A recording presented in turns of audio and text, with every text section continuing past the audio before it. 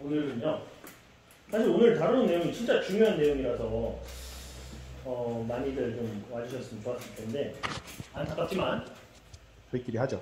안타깝지만 여러분에게 제가 바라는 거는 우리가 앞으로 4주 수업이 더 남았는데 오늘 포함해서 4주 남았는데 4주가 끝난 후에 여러분이 투자는 확실하게 달라지셨으면 좋겠습니다. 제가 뭐 그렇게 엄청 대단하고 여러분에게 뭐 미래의 성공을 약속드리는 그런 사람은 아닙니다. 근데 확실한 건 제가 여러분에게 제가 찾은 투자의 공략법에 대해서 좀 설명을 드리고 저는 확실하게 저 스스로 믿음이 있어요.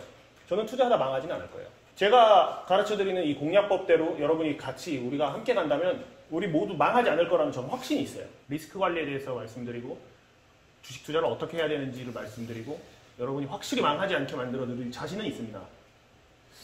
우리가 남은 4주 동안 열심히 해보도록 하죠. 오늘은 3강. 오늘 배울 내용은 되게 중요한 부분입니다.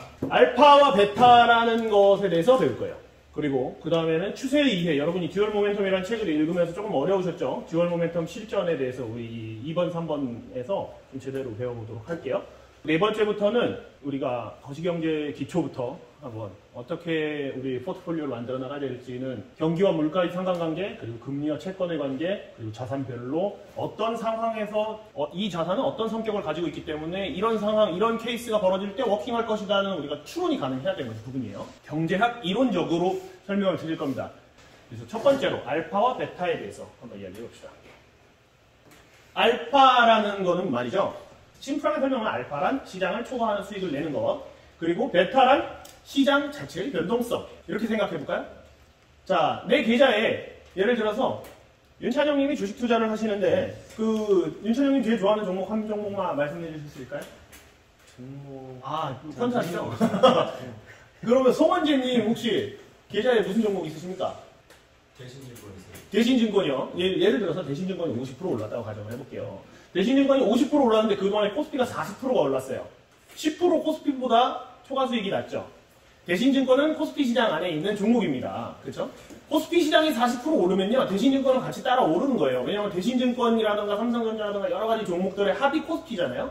그렇기 때문에 시장 전체가 오르면 대신증권도 별 문제 없으면 오를 확률이 당연히 높죠. 수익이 만약에 대신증권 50%, 코스피 40%면 알파 10%, 베타 40% 이렇게 생각할 수가 있어요. 두 번째 케이스를 보면 마이너스 10%만큼 코스피보다 더 떨어졌어요. 베타가 더 떨어졌다는 것은 시장 평균보다 안 좋은 종목을 가지고 있거나 시장 평균보다 좀 더 변동성이 큰 종목을 가지고 있거나 아니면 좀 더 위험하게 투자한다거나 설명할 수 있겠죠. 우리가 이 베타와 알파를 왜 알아야 되냐면요. 많은 사람들이, 이런 강의하는 사람들도 베타와 알파를 몰라요. 베타와 알파를 어떻게 써먹어야 되는지를 몰라요. 정말 그걸 아는 사람이 많지가 않아요. 알파에 엄청나게 그냥 어린 집중을 합니다. 최고의 종목을 찾으려고. 지금부터는요, 우리는 이 베타. 사람들이 이 베타는 운이라고 생각합니다. 그냥 코스피 지수가 오르면 오르는 거고, 떨어지면 떨어지는 거지. 그걸 어떻게 해? 아니에요.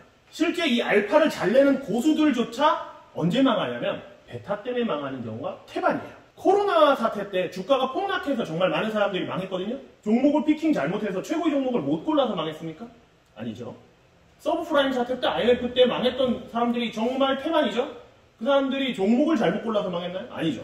베타에 털려서 망하는 거예요. 그렇죠? 중요한 건 사실 베타입니다. 많은 사람들이 이걸 구분하지 않아요. 알파와 베타를 구분해서 내 포트폴리오의 알파가 어느 정도고 베타가 어느 정도인지 알아야 되는데 구분하지 않아요. 최고의 알파에만 집중하고 최고의 알파만 찾다가 결국 베타에 털려가지고 망하거나 5년 정도, 10년 정도 투자를 했는데 코스피를 못 이긴다? 그럼 사실 그건 실력이 없는 거예요. 그런 사람은 어떻게 될까요? 알파를 0으로 만들어야죠. 코덱스 200 종목을 사는 게 맞아요. 그죠? 스스로 한 3년만 해보면 느낌이 와요. 나는 알파를 만들 능력이 있다 없다가 와요. 제가 하는 펀드 투자도, 가치 투자도 알파를 찾는 방법 중에 하나예요. 차트 투자도 알파를 찾는 방법 중에 하나예요. 하지만 사람들이 베타에 신경을 쓰지 않습니다.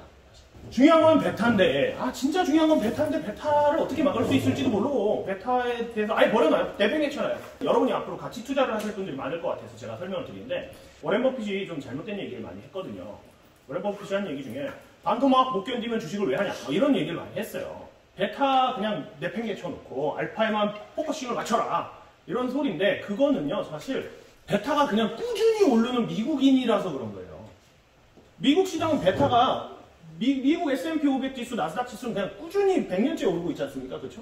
베타가 한 1년에 10%씩 나오는데 거기서 한 5%씩만 알파 더 먹으면 15%씩 수익이 안정적으로 나오니까 걔는 그런 소리를 할 수 있었던 건데, 근데 우리나라의 증시가 저는 계속 우상향할 거라고 절대 생각하지 않아요. 왜냐? 우리나라는 수출 주도 산업이죠. 우리나라는 사이클을 탈 수밖에 없어요. 우리나라는 세계 경기에 흔들릴 수밖에 없어요. 왜 십몇 년간 박스권에 갇혀 있는가를 생각해보면 산업의 패러다임이 바뀌었어요. 기존의 제조업 강국에서 지금은 이제 IT와 바이오 같은, 앞으로 산업의 패러다임이 바뀌면서 우리나라에서 주도하는 수출 산업 자체가 바뀔 거예요. 계속 이렇게. 그러면 어떻게 되겠습니까? 지수가 올라간다라는 거는 다 올라야 돼요. 그렇죠? 아니면 주요 기업들이 올라야 돼요. 삼성전자 같은. 근데 발목 잡아먹는 제조업들, 우리나라 제조업 얼마나 박살났습니까? 2000년도 초반에 비하면 지금 제조업 완전 박살났죠? 걔네가 계속 갉아먹고 바이오라든가 IT는 계속 올라가요. 그럼 어떻게 될까요? 똔똔인 거예요, 계속. 우리나라 앞으로도 계속 이렇게 갈 확률이 매우 높을 수밖에 없어요. 그렇죠? 그렇기 때문에 우리는 베타를 무시할 수가 없어요. 우리나라에 투자를 하는 사람이라면. 요즘 사실 많은 개미들이 자기가 주식 잘하는 줄 압니다. 베타로 먹어놓고서 잘하는 줄 알아요, 사실. 자기들이 알파로 먹은 게 뭐 얼마나 되겠어요, 그 안에. 그렇죠? 그냥 시장 자체가 다 올랐어요. 그래서 벌었어요. 주식 시장이 조정받고 있죠, 요즘. 제가 EBS랑 주식 투자자의 삶 이거 다큐멘터리 촬영을 하고 촬영 끝난 그 다음날부터 떨어집니다. 제가 보니까 매스컴에 저 같은 일반인이 나온다는 게 별로 흔한 일이 아니죠. 그것도 공중파에. 그죠? 무슨 뜻이겠습니까? 대중의 관심이 다 그쪽으로 지금 쏠리니까 매스컴도 그렇게 하는 거잖아요. 지금 다 베타로 먹었다고 좋아할 때가 아닙니다. 베타로 다 털릴 거거든요. 지금 수익을 내고 있다고 신날 때가 아니에요. 이렇게 생각할 수가 있어요. 어떤 사람은 그래? 그러면 내 알파를 극대화시켜가지고 베타를 초월할 수 있을 정도의 알파를 극대화시켜야겠다. 물론 그런 생각도 할 수 있고, 아니면 저같이 베타를 어느 정도 제한해 놓고서 그 안에서 알파를 취해야겠다라는 생각을 할 수가 있어요. 저는요, 베타 영역을 최대한 줄여서 여러분이 안정적으로 수익을 쌓아나갈 수 있는 방법들에 대해서 이야기를 하기 위해서 오늘 알파와 베타라는 것에 대해서 먼저 시작하기 전에 이야기를 했습니다. 알파가 중요한 게 아닙니다. 알파에 집중하지 마십시오. 알파는 0이어도 괜찮습니다. 베타만 잘 컨트롤할 수 있으면 우리는 돈을 벌 수 있어요. 베타를 제한하는 데서 비대칭적 구조가 만들어지기 시작합니다. 떨어질 때는 마이너스 30% 떨어질 때 우리가 마이너스 30% 그대로 다 맞아버리면요, 항상 우리는 조울증에 시달릴 수밖에 없어요. 그렇죠? 좋다가 싫다가. 그러면 우리 비대칭적 구조라는 건 뭐냐? 오를 때는 따라서 오르는데 떨어질 땐 좀 덜 떨어져야 돼요. 다시 오르기 시작하면 재빨리 따라잡아서 베타의 수익을 우리가 어느 정도는 가져오고 알파의 수익과 플러스해서 우리의 수익으로 누적시키면서 베타에서 털릴 때는 우리는 과감하게 하방을 막아야 돼요.